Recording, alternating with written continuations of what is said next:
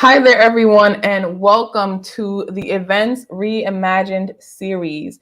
This is a content series that will be happening over the next 3 to 4 months, all about how we can reimagine and rethink of events as we move into the future of events. As we all know, the 2020 pandemic shook up the entire events industry.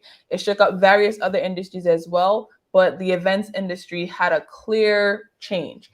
Everyone had to pivot from doing in-person events to either a hybrid model, a completely virtual model, or just no longer doing their events. So today I have here with me Jared Goldsmith and Kimberly Boone that will be talking about what that pivot was like. What was our experience during this change, going from in-person events and experiencing this live to virtual event pivot. So I'll pass it on to Jared to give yourself a quick introduction. Tell me a little bit about yourself, followed by Kimberly to tell me a little bit about yourself. Thank you very much, Georgie-Ann. It's a pleasure to be here, being interviewed by you. I mean, everybody knows, everyone in the world's been affected in some way or another. But I would say those in the, as you mentioned, the arts, entertainment, the venues, the event planners were hardest hit, and we will be the last to recover. As a full-time musician and an in-person event planner, I realized I was done. There was no hope for me, and I could have cried in my pillow for a year, or I could have done something about it. The first week that COVID hit, I said, okay, yeah, I've been playing music for over 30 years. That side of my life is finished. The in-person events, nothing's happening. I came across an amazing virtual platform, changed my life, and I have adapted 100% into hosting virtual events for other people. Also, we launched, you mentioned the word pivot. We launched a new podcast called the Pivoted Success Podcast. So there's a variety of experiences out there to help people learn how to adapt. And this interview today is one of them. So thank you. Thank you so much for that, Jared. And we're going to talk about that amazing platform that we are all actually users of in just a minute. So Kimberly, I'd love to hear a little bit about yourself. So tell us all about yourself. Yeah. I am an event producer, live event producer. I've been producing events for oh, 25 years. And I had launched my business, Creative Twist, about 6 years ago. And, it's going gangbusters. Had my just opened my office in downtown Toronto, full-time staff, and COVID hit. And so first thing we did was roll up the shingle and move out of the downtown office and save rent and move into home offices. And of all things, my landlord from that particular um, office asked us to reimagine an event for her in virtual. And so we jumped into the virtual platform soup and swam around for a while and realized what um, a, a scary mess it was. And until we ran across the platform that we're all going to talk about. And once we found that platform, it was really like life changing for us. We jumped feet first into virtual and haven't looked back. Yes, we still do live events, and we're moving into hybrid as well, but virtual saved our business. And I've opened a virtual event venue called Connect Event Hub, where we provide a venue operations team, just like you would see at a venue, to help clients, event producers, planners, and organizers reimagine their events for virtual. It's been fantastic. Amazing. Thank you so much for that, Jared and Kimberly. And so, we've hinted at the platform that we've all used. And so the platform that we're talking about is Remo. We've all been using Remo.co, which is an amazing service to produce events. And I personally discovered Remo in the summer of 2019, so summer of 2019. And the first time I came across it, I was just like, whoa, this is it. Like, this is the game changer that many people have been looking for. I've been playing around with various virtual platforms before that, Zoom, Webinar Jam, just trying to kind of make things work, Mighty Networks, and just trying to connect a bunch of different things. And when I came across Remo, I was just like, okay, this was the missing piece to that puzzle. This platform allows for you to have this like top level view of your event space, and it just gives you that spatial recognition. It feels like you're next to someone. It feels how you would feel if you're moving from one table or one area to the next inside of an in-person event. And so, that really just allowed, especially like a lot of like high networking, high collaboration, trade show type events where people need to be in small groups, but then also be able to, I guess, experience and feel the sense of being surrounded by many others. So that's what Remo kind of gave to me. And then when the pandemic hit, it was just like, whoa, I get a chance, because I was trying to tell people about it, late 2019. They're like, we're good. In-person events is where we want to stay. It's not going to give the same feeling. I'm like, no, trust me, believe me, it's great. And it was just like this uphill battle. And then pandemic, it's like, oh, okay. Yes. Come tell us more. So I'd love to hear from you, Kimberly, and we'll kind of flip it backwards, Kimberly, then Jared, of what was your initial, like, when did you discover Remo? What was your initial thoughts? And you said like it really transformed your business. If there's any specific ways how, I would love to hear that. Absolutely. So, like I said, this our landlord at in Toronto had asked us to help her reimagine a mentoring dinner. So it was students with potential employers, mentors, and usually they would sit around a table in a less formal environment, have dinner together, talk, and it was curated groups. So the mentor with students who were potential hirees. And so they wanted to create that more welcoming, casual experience, but in a virtual environment.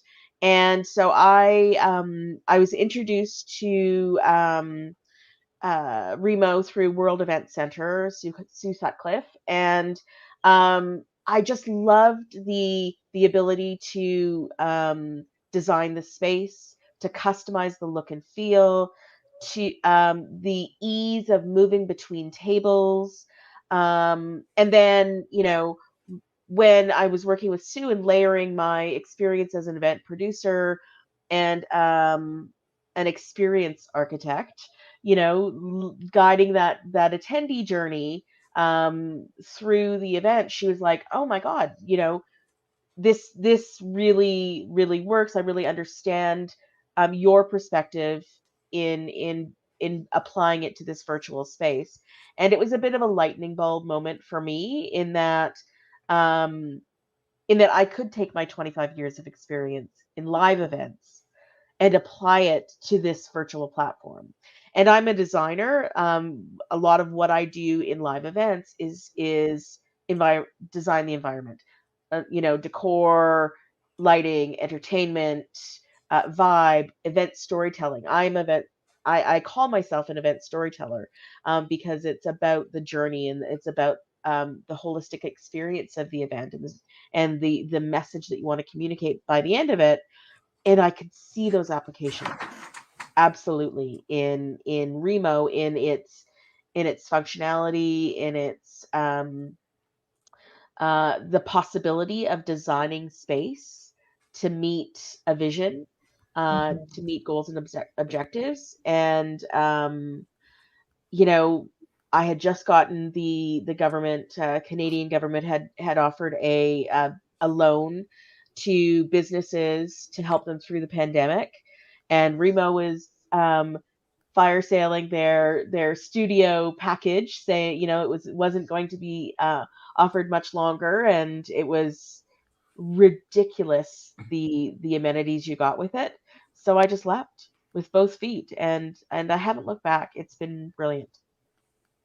Nice. That's amazing to hear, because again, so many businesses had to shut down, and not just shut down, but I really appreciate what you said about how you could take your 25 years of experience and knowledge and quickly and almost seamlessly apply it to this virtual ecosystem? Because I know many people, right, like if you didn't have to go virtual or have to digitize too much of your work, you just didn't. And it was just, that was normal. That was what we expected of folks, you know. We didn't ask everyone to be super tech savvy. We didn't need everyone to know how to get on Zoom and turn on a webcam and, you know, get your lighting ring and all these little things that make such a huge difference now and have become so normal. You know, you only have one camera, you only have one computer. What's happening? You know, we didn't expect that, especially for folks that were in the event industry. You had to have like that physical, spatial knowledge and mindset versus now but being able to transition those skills very seamlessly to your now online work and being able to say my business is still going and still being successful almost 2 years later. Yeah. Jared, oh, go ahead if you had something to add, Kimberly. I'm just gonna say, you know, I consider myself a bit of a Luddite. Like I'm not terribly tech savvy. And this platform just, it made sense to me. Like I could wrap my head around it and see its potential and understand the back end pretty quickly. So that's another, you know, great benefit of it. Awesome. What about you, Jared? What was your first experience like with Remo, and just, you know, how you said, you know, you took your business and you've looked for it and you haven't looked back. And so tell us a little bit about that. Sure. Well, first off, Kimberly mentioned, you know, she might not be the most tech savvy person out there. I'm an archaeologist. I study rocks. And I understood the functionality amazingly well. Kim talked about the experience. It's all about user experience. That's why we're in business. You know, you're a storyteller, Kim. I host people's events. We're all, you know, in the same industry, and same with you, Georgie-Ann, and your team. It's about user experience and having them understand the platform, the functionalities. It has to be ease of use. When COVID hit, like I said earlier in my intro, we had no choice. We had to go in, and I think in retrospect, we all picked the winning horse. Because I like to say that when COVID hit, for months afterwards, around the world, people were looking for three things in no particular order: hand sanitizer, toilet paper, and an alternative to Zoom. And this is what we offered. As a little bit of a background, I was at an in-person Ottawa Board of Trade Mayor's breakfast not too long ago. We're sitting around the smaller group of table at City Hall. We're sitting around these big tables of 10. And somebody says, "Oh, I heard about your platform because I'm hosting some of their events. What's it like?" I say, "Okay, you see the other people at the other tables? Imagine there's a camera pointing down. You see there's one empty seat there? Yeah. You, as an attendee, can say, 'Oh, see you later, guys. Bye-bye.' And instead of walking over to the one empty seat, you double click. And then you're talking to that group of people." And I thought, what a great analogy. That's exactly, it sums up the platform perfectly. Because you could see everybody else sitting at your table, at the different tables. If I want to send them a message, I'm not going to yell across the room. I'm going to send them a private message. Zoom doesn't have that. It's a fabulous platform. It's changed my life immeasurably. Awesome. Absolutely. And I love that analogy. Like, see, we're here. Just instead of walking, no walking necessary, just double tapping and then you'll be right over there. And it is so important to see how I think we've been able to use this platform. You know, we've worked together in various ways, and just use this platform to reach not only folks that are local but global. We've all been to different remote events, and we're seeing people from Australia. We're seeing people from, you know, you both are in Canada right now coming in, and so just literally all over the globe in different time zones, and just how immersive it could get to with the custom floor maps that Kimberly was just mentioning. You could literally design it to look like someone's office space, a coffee shop, a country club, just these various designs. And so it's just really impactful to see the changes that have happened, and the positive growth that has happened using this platform. So now, you know, I want to ask you guys a little bit about just the pivot that had to happen, right? Because I know personally, when you're pivoting, it's first like a mindset change that needs to happen, and then some action needs to come behind it. So in the first 6 months of the pandemic, you know, what were your feelings? You know, yes, you saw the platform, you committed to it, but now you have to convince your customers and your partners and your sponsors, like whoever was your stakeholders, that yes, this is the way to go. So what was that experience like? And I'd like to start with Jared this time, and then we pass it on to Kimberly. Well, like any technology, you have to, as the host, you have to understand it left, right, and center. So for the first 6 months, my colleague Jean-Paul and I, we would spend hours a day trying to break it. Hours a day. And that's why we know it so well. We created how-to videos, and so we understood it probably better than some of the team who worked at Remo. And over the years, we literally years now, we're still in touch with them. We're still super users, but people have to see it. You could say it's much better than Zoom. It's the best platform out there for networking. Nothing's better. And they're like, yeah, we've been using Teams. It's fine for our needs. Why would we even need this? Oh, well, here's a little, if you're going to take the time to watch a video or attend a demo or attend one of these upcoming events, you'll see. And then once, I'm sure you could agree with me, both of you, once somebody sees it, they're like, oh my God, this is a game changer. Like, I didn't realize how easy it was for attendees, how easy it is for organizers. And you're right, Georgie-Ann, the reach is global. We're not only other hosts around the world, but it's so much easier for attendees. We're talking about hybrid models going forward for the foreseeable future. I'm not going back to hosting in-person events anytime soon. It's virtual events all the way. Awesome. What about you, Kimberly? What was that experience like, enrolling your stakeholders in the fact that, we're shifting from in-person to virtual, and this is how we're going to do it? Right. Well, I have to say that I'm very fortunate in that I am connected to an organization called the International Live Events Association. So I was at the time, or shortly after COVID hit, became the president of ILEA Toronto, the Toronto chapter, and I'd been president before, so it was sort of round two as president.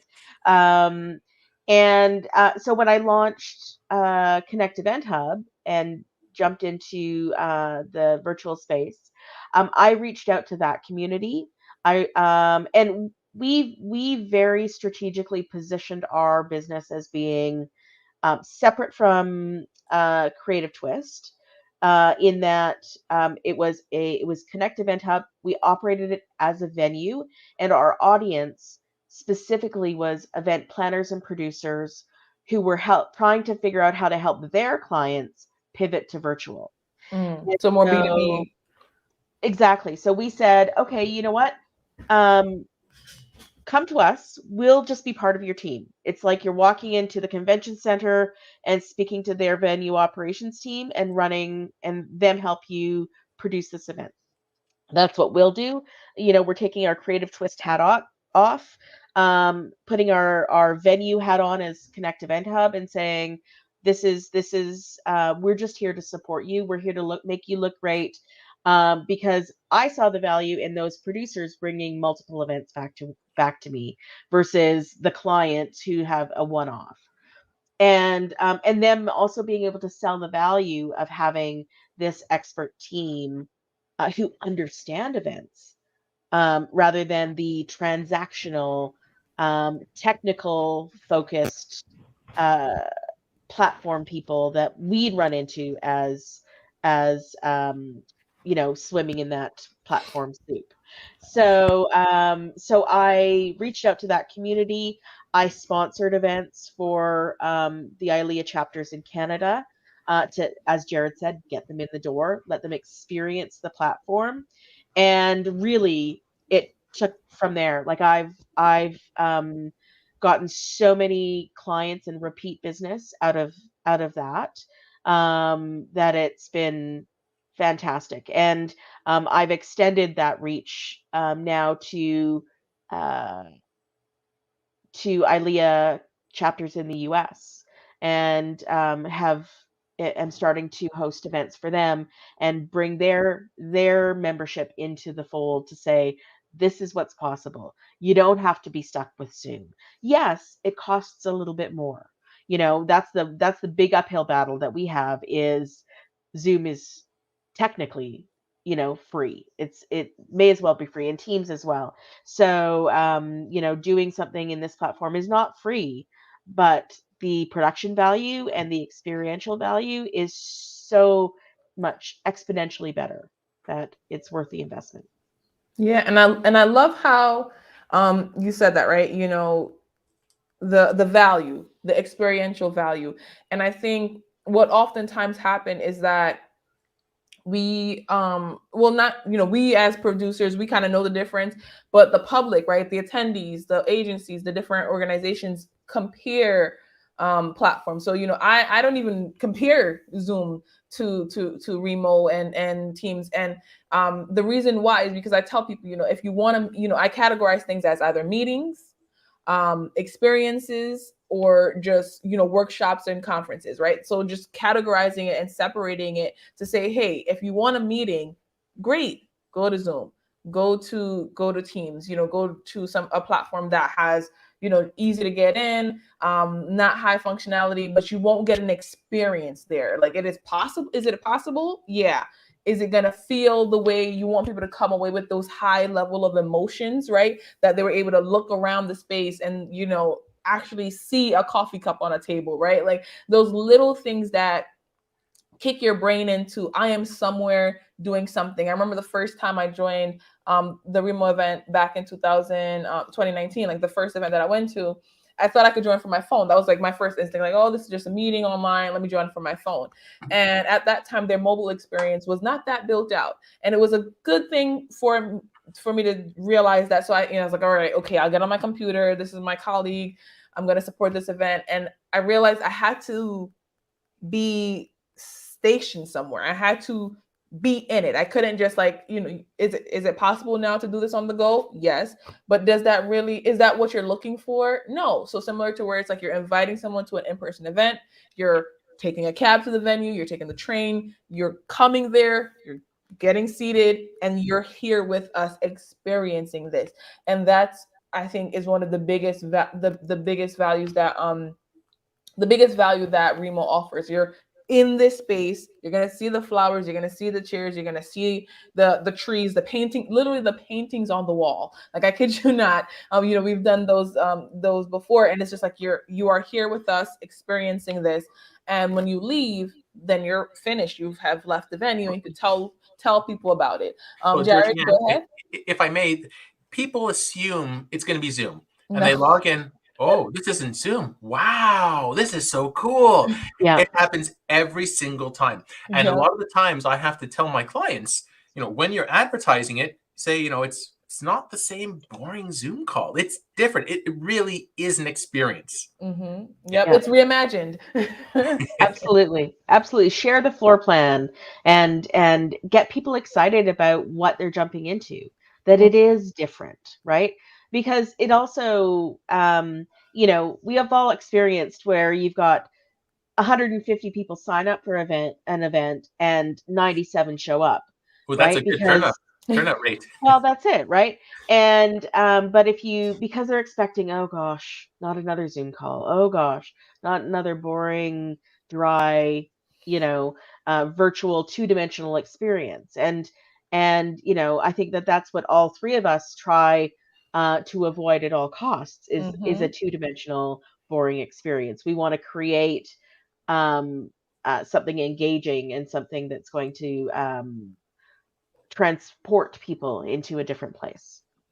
Exactly. That, I love that statement. Transporting people into a different place is exactly what it does. And I think the fact that us as experiential producers that have done in-person events, we know what emotions we want people to walk away with. We know how we want them to feel when they're in a space, and just like the emotions that we want them to go through while they're attending this event. And so that actually adds to the experience that we're now able to provide and to continue serving our businesses. And so, Kimberly, you just mentioned having like a business model change, right? Going from a more B2C-ish model to now a clear B2B model. Jared, did you have any similar business model change and how you structured your business to, make money? Right. Well, it's global now, as we talked about earlier. My market earlier was, for live music, was event planners and venues, mostly. The in-person events, well, I was B2B. I would host these trade shows for small business in my Ottawa, Ontario, Canada area. But then early on, like the first time I came across the platform, I realized, oh, this is so much bigger, so much bigger. My clients tend to be corporate, but we've done birthday parties and high school reunions from the 60s. We're working on our second one now. It's really interesting. All different types of clients. Anything you can imagine, we've probably done, both of you have. So we get some B2C, but I would say the bread and butter is B2B, because it's the corporations, the organizations, the municipal, the governments who are looking for something different. And we just wanted to make an experience happen.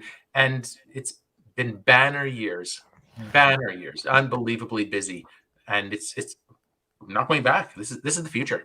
It's not going back. I definitely agree that it's not going back. And so, as the name of this panel, the new normal experiences from pivoting from live to virtual, what did you learn from having to pivot? Just like on a personal learning note, that you may take, we hope that this pandemic ends at some point in our lifetimes, but just what did you learn from having to pivot, especially having to pivot so fast and so unexpectedly? Well, actually, if you don't mind, I'll Yeah, start. go ahead. Trying to get a government job in Ottawa for many years when I first moved here, it was always like I was going on EI every 6 months, a year. I could never get my permanency, my indeterminate position. I was never able to take my job for granted. So I was used to this uncertainty. And then when I launched the band back in 2011, I was used to this whole lifestyle of not having a steady paycheck. And I had to take matters in my own hands. When COVID hit, I said, okay, I'm going to change my business model like this. Overnight, I switched so to me, it wasn't big of a change, but larger organizations, those with staff, brick and mortar, like you had, Kim, it's a much larger pie to consider. But as a small business entrepreneur, this just seemed like the future and the right thing to do. I don't have a board. I didn't have to bounce it off anyone. And I was able to pivot overnight, but not everybody is in that position. Thank you so much for sharing, Jared. Kimberly, what about you? What did you learn from pivoting? I learned that I'm a leaper. That I leap, and this isn't the first. It won't be the last time that I leap, and put faith in myself and my knowledge and my abilities. And in my community. Like, I think that that's a really big thing for me, is that community of event professionals that I have uh, cultivated over years, who have really come out and supported me and what I'm doing, and given it a chance.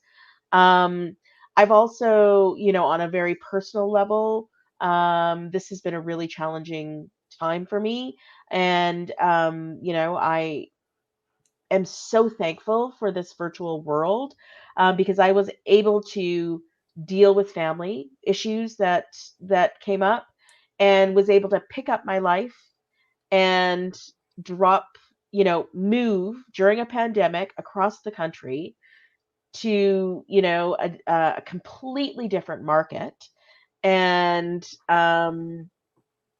not really skip a beat. My business is still going. I'm still bringing in clients. I'm still generating revenue. I'm still able to keep my full-time staff. I'm now struggling to expand, to take to manage what's coming down the pipe. So was able to more better balance family and, those human personal responsibilities, and life changes, because of the flexibility of this new world that I'm in. But Kim, I would say that at the beginning, before you made the move, it was the relationships you've built over years, right? That collaborative nature that you are, the type of person, Yeah. helped launch. Like, yeah, Oh, absolutely.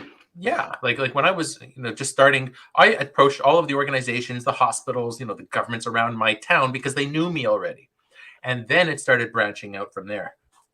Yeah, Yeah. absolutely, absolutely. It's that community, that you build, and that Mhm. that and that's another, really key thing that I think, that can't go unnoticed with Remo and its differential, is the community, is the fact that, technically we could all three be competitors going after the same business, but we're not, Yeah. because we realized there's a lot of business out there, and why not support each other and collaborate, and do better bring the bar up for all of us so that we all can be more successful. It's Well, fantastic, and that's a that's great the point, whole Kim. mindset of Remo.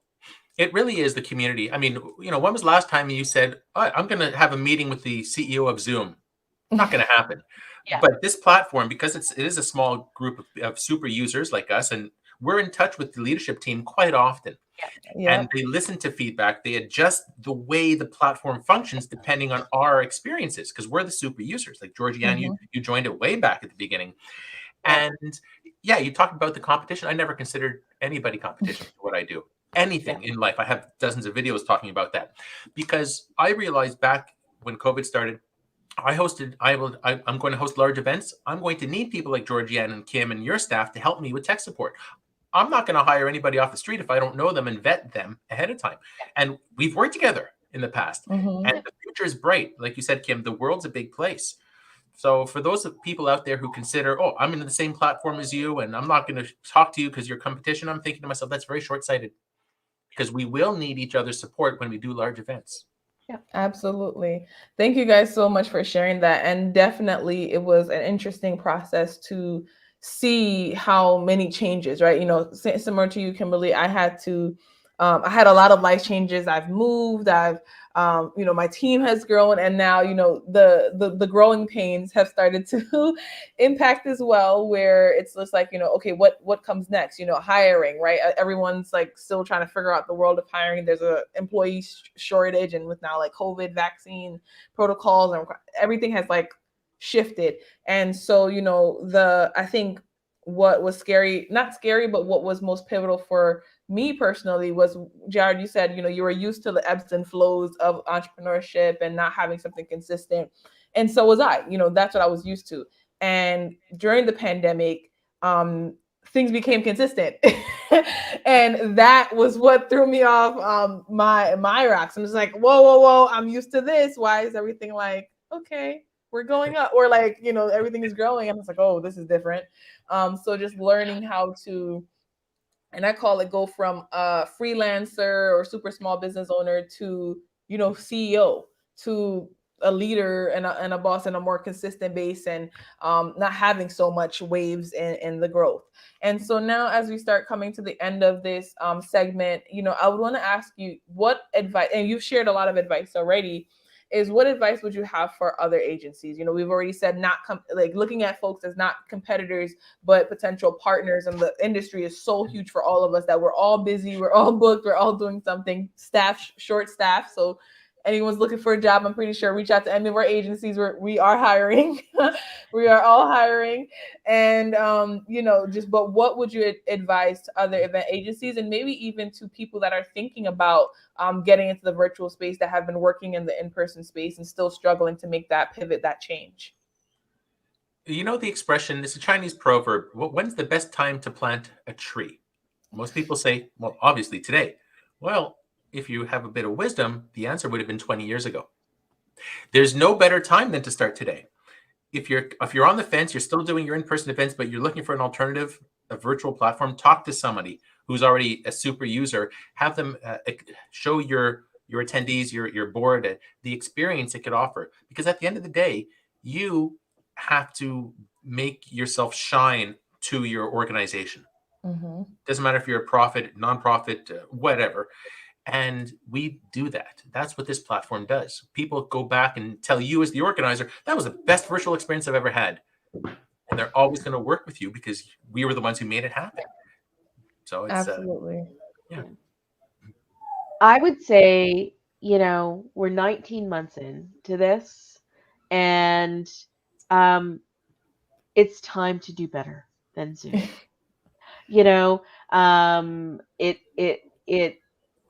There's so many opportunities, and not just the Remo platform. We've all dug into that platform, and for me, I'm not really that interested in any other platform. I want to become a pro and really dig into this platform. But there are things that you can bring to the table to create experience, to really engage audiences, and just leap. Just give it a try. And because knowledge that you have from your experience in live can really translate to virtual. You still have to think about the attendee journey. You still have to think about the messaging and the storytelling within the experience. And if you know find the right partners, and we do this in live, you're only as successful as the partners that you work with, the vendors and what they bring to the table. It's the same with virtual. If you find the right partners who can fill in the gaps and help you to really create those experiences, your clients will be very thankful for you. Kim, we've all heard it before. The worst words you could hear from a CEO or leader, we've always done it that way. Oh, my eyes roll up in the back of my head when I hear this. In that case, you're probably still using Zoom. Your attendees are still complaining, but hey, we've been doing it for 20 years. That's what we do. Well, if you're an organizer, the leader of your organization, you should be forward thinking, looking at the big picture, as keep using the word of the day is experience, offering the best experience to your users. You're right. There's a lot of other virtual platforms out there. Hands down, I think, well, depending on the needs, but this remote platform can accommodate so many. And then once people see it, they don't go back. Yeah. It's Thank you. possibility thinking. Yeah, thank you so much for sharing, and that is definitely true. I love how you guys are saying just just try it, right? And there is so much room for people to transition their skills, and we have another talk coming up a little bit later in the series about how you can transition your skills. There's people that have from everything from in-person. Magicians have now gone virtual, mixologists, paint and sip, musician, Jared, you mentioned musicians, musical performances fully online, concerts coming to your living room, literally, or for your private sessions on remote. They are, mailers, people that are mailing out boxes for a virtual event. This platform, Pizza Time, Dineable. There are just so many different ways that you can convert whatever you were doing in person into the virtual world, and you pivot. I've also spoken to colleagues that pivoted into completely virtual and have pivoted back to completely in person. And so you have the opportunity to change your mind and go with the trends and go with the times. But the problem is if you're just staying stuck into what you were previously doing just because, Jared mentioned it, Kimberly mentioned it, and I'm mentioning it again. Don't stay stuck just because you're afraid of what is going to happen, or you're just not sure what's going to happen, right? The pandemic showed us all that in the blink of an eye, or lives or daily agendas or daily tasks can change. And we are all, here, and we are all having to grow our business, transform our business, pivot, change, adjust. And that is just a part of life, right? We will continue to have to do this. And the pandemic reminded us that, human life is not flat. It is ebbs and flows.